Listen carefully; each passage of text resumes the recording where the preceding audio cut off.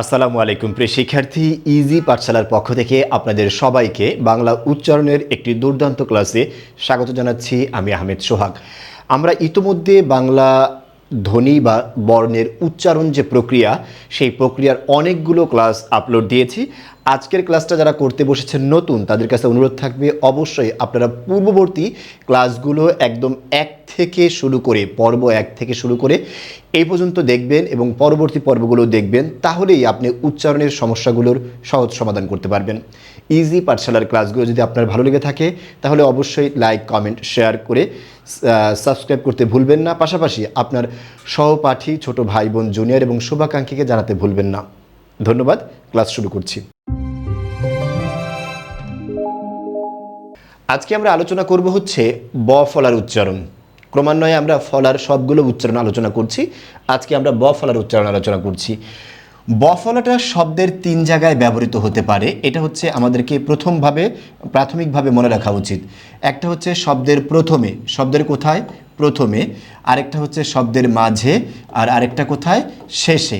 এই 3 জায়গায় ব্যবহৃত হতে পারে, মাঝে এবং শেষে। এখন প্রশ্ন হচ্ছে, বফলা যদি শব্দের প্রথম বর্ণে থাকে, কোন বর্ণে বলুন তো? প্রথম বর্ণে, তাহলে সেই বফলার উচ্চারণ বাদ, বফলার উচ্চারণ হবে না, অর্থাৎ বফলার উচ্চারণ বাদ যাবে, বফলার লেখাও যাবে না উচ্চারণের সময়। খেয়াল করুন, আমি একটা শব্দ লিখলাম, এরকম একটা শব্দ লিখলাম হচ্ছে শ্বাস। একটু খেয়াল করুন তো, এই যে শ্বাস শব্দটা আছে, এখানে শব্দের প্রথম বর্ণে বফলা আছে কিনা? অবশ্যই আছে। তাই আমরা এক্ষেত্রে বফলাটা যে আছে এটাকে বাদ দিয়ে দেব। বফলাকে বাদ দিয়ে উচ্চারণটা কি লিখব? শ্বাস, তালব্য স আকার। ঠিক আছে? হসন্ত দিতে হবে শেষে। কেন হসন্ত দেব, কেন আকার দেব, কেন দন্তস্ব তালব্য হয়ে গেছে, পূর্ববর্তী ক্লাসে এগুলো নিয়ে বিস্তারিত আলোচনা আছে। আশা করি সেগুলো দেখলে আর প্রশ্ন থাকার কথা না। এরপরে খেয়াল করুন, আমরা এখান থেকে এরকম অনেকগুলো শব্দ লিখতে পারি। আমরা লিখতে পারি একটা শব্দ স্বাধীন, একটা শব্দ লিখতে পারি স্বামী। আমরা এই শব্দগুলো এখান থেকে উচ্চারণ করি বা এইভাবেই লিখি। এই স্বাধীন শব্দটা যে আছে, এটার সঠিক উচ্চারণ কি হবে? এরকম হবে স্বাধীন শব্দটার সঠিক উচ্চারণ। আবার একটা শব্দ লিখলাম এরকম স্বামী। এই যে স্বামী শব্দটা যে আছে, এইটারও সঠিক উচ্চারণ কি হবে? এই যে এমন হবে, স্বামী। আশা করি সবাই বিষয়টা বুঝতে পেরেছেন। এমনিভাবে শব্দের প্রথম বর্ণে বফলা থাকলে তার উচ্চারণ কি হবে? বাদ, অর্থাৎ কোনো কিছুই হবে না। কিন্তু কথা হচ্ছে, যদি বফলাটা শব্দের মাঝে বা শেষে হয়, তাহলে একটু কিন্তু ভিন্নতা আছে। কি ভিন্নতা আছে বলুন তো? মাঝে বা শেষে হলে উক্ত বর্ণ দ্বিত্ব হবে। এটা হচ্ছে আপনাকে মাথায় রাখতে হবে। উক্ত বর্ণ কি হবে? দ্বিত্ব হবে। দ্বিত্ব মানে কয়বার? 2 বার। এটা হচ্ছে আপনি লিখে নেবেন নোট করে। খেয়াল করুন, বফলা শব্দের মাঝে বা শেষে আছে। যেমন খেয়াল করুন, আমি এখানে একটা শব্দ লিখলাম, শ্বাসকে আমি এভাবে লিখলাম এখন বিশ্বাস। এখন কিন্তু শ্বাসের যে বফলা, সেই রকম শব্দের প্রথম বর্ণে কিন্তু বফলা নেই। এটা আপনাকে মাথায় রাখতে হবে। বফলা আছে কোথায়? খেয়াল করুন, বফলা আছে হচ্ছে শব্দের মাঝের বর্ণে। আর আমরা জানি মাঝে বা শেষে থাকলে উক্ত বর্ণ দ্বিত্ব হবে। দ্বিত্ব মানে কয়বার হবে বর্ণটা?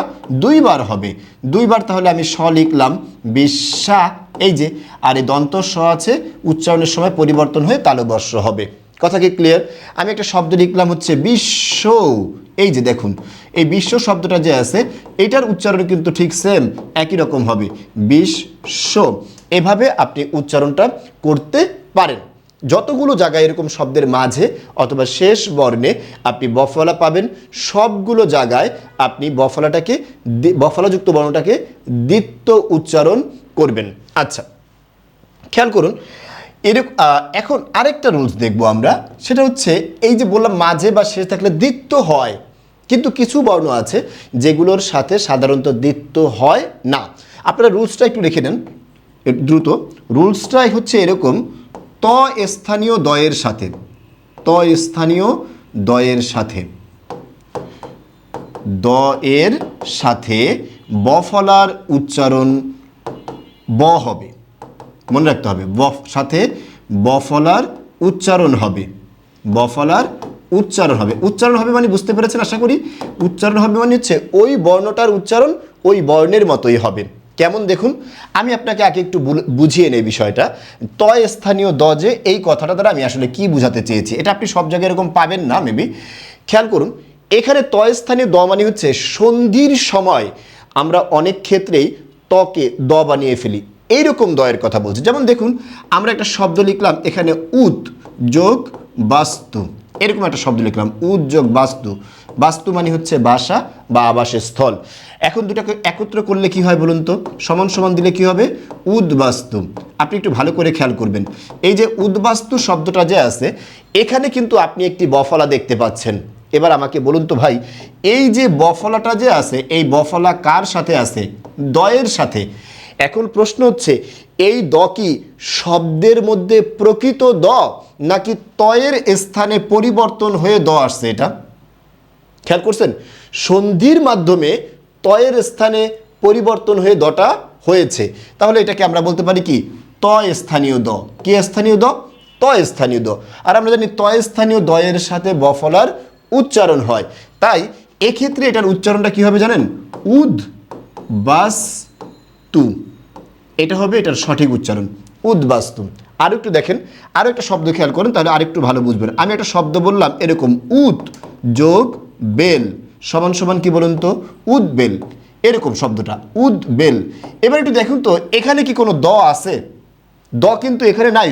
সন্ধির মাধ্যমে এই যে তটা যে আছে খণ্ড ত, এই তটাকে আমরা দ বানিয়েছি। এই দয়ের সাথে আবার একটা বফলা আছে। এখন প্রশ্ন ওই যে একটা, সেটা হচ্ছে এই দটা কি শব্দের প্রকৃত দ নাকি তয় স্থানীয় দ? অবশ্যই তয় স্থানীয় দ। আর তয় স্থানীয় দয়ের সাথে বফলার কি হয়? উচ্চারণ হয়। তাই এটার উচ্চারণটা কি হবে? উদ বেল। এরকম হবে এটার সঠিক উচ্চারণ। আশা করি সবাই বিষয়টা বুঝতে পেরেছেন। এমনিভাবে আপনি যতগুলো জায়গা পাবেন যেখানেই ত স্থানীয় দয়ের সাথে বফলা থাকবে সেক্ষেত্রে বফলার উচ্চারণটা হবে।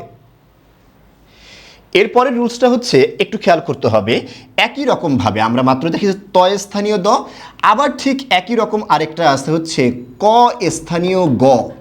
অর্থাৎ যেই সমস্ত গগুলো কয়ের পরিবর্তে আসছে এইরকম গয়ের সাথে যদি আপনার বফলা থাকে তাহলে সেক্ষেত্রে সেই বফলাটারও উচ্চারণ হবে। কেমন হবে একটু খেয়াল করুন। একটু আমরা একটা শব্দ লিখি, দিক বিদিক একটা শব্দ লিখি, কিন্তু আমরা দিক যোগ বিদিক এরকম একটা শব্দ লিখি, দিক বিদিক। এই শব্দটাকে সন্ধি করলে আমরা কি পাই? এরকম পাই, দিক বিদিক। এরকম পাই শব্দটা, বি দিক, এটা পাই। এখন দেখুন আপনি খেয়াল করুন, আমি যেটা বলেছিলাম সেই প্রথম থেকে, এই গটা কি প্রকৃত গ নাকি ক স্থানীয় গ? অবশ্যই ক স্থানীয় গ। আর ক স্থানীয় গয়ের সাথে তয় স্থানীয় দ আর ক স্থানীয় গয়ের সাথে বফলা থাকলে সেই বফলার উচ্চারণ হবে। তখন এটা উচ্চারণটা কি হবে? এরকম হবে, দিক বি দিক। আশা করি সবাই বুঝতে পেরেছেন। এরকম অনেক উদাহরণ হতে পারে। যেমন দেখুন একটা শব্দ লিখতাম দিক বিজয়, কি লিখলাম বলুন তো? দিক বিজয়। আচ্ছা, এই যে দিক বিজয় শব্দটা যে আছে এই শব্দটাও ঠিক একই রকম আছে। এখানে একটু খেয়াল করতে হবে, দিগ্বিজয় শব্দের মধ্যে আমরা এখানে যা দেখব যে এখানে বফলা আছে। কি আছে? বফলা। সেই বফলাটা কি কার সাথে আছে? গয়ের সাথে। এই গ কি প্রকৃত গ নাকি ক স্থানীয় গ? ক স্থানীয় গ। তাই একটু খেয়াল করতে হবে, এই ক স্থানীয় গ হওয়ার কারণে, ক স্থানীয় গ হওয়ার কারণে এখানে এটার উচ্চারণটা হবে বফলার উচ্চারণ যা আছে তাই হবে। তখন এটা কি হবে? দিক বি জয়। আশা করি সবাই এইটুকু পুরোপুরি ক্লিয়ার হতে পেরেছেন।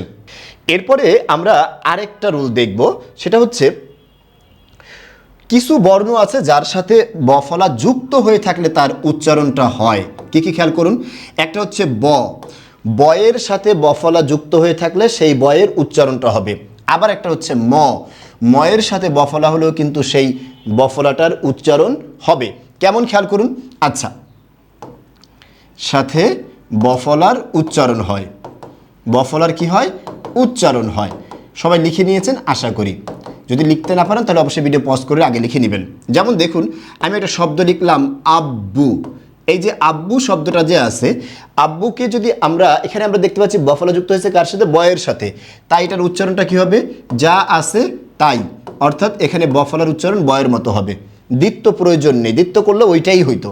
আচ্ছা, ঠিক একই রকমভাবে আমি একটা শব্দ লিখলাম অম্বু, ঠিক আছে? চুম্বক শব্দগুলো লিখি না, এখানে একটু খেয়াল করুন তো, এই অম্বু চুম্বক এর উচ্চারণটা কি হবে? যা আছে তাই, বফলার উচ্চারণ বফলাই হবে, চুম্বক। এই যে চুম্বক শব্দটা যে আছে অথবা চুম্বক, এই শব্দটা যে আছে এটার উচ্চারণটা কী হবে, এরকম হবে, অর্থাৎ এটা আলাদা হয়ে যাবে। অর্থাৎ এখানে বফলা দ্বিত্ব করবে না শব্দের মাঝে বা শেষ থাকা সত্ত্বেও। আশা করি বফলা জনিত আপনাদের যতগুলো সমস্যা হয় উচ্চারণের ক্ষেত্রে সবগুলো সমাধান করতে পেরেছেন। ধন্যবাদ জানাচ্ছি সবাইকে ইজি পাঠশালার সাথে থাকার জন্য। পরবর্তী ক্লাস দেখার আমন্ত্রণ জানিয়ে আজকের মতো এখানেই শেষ করছি। আসসালামু আলাইকুম।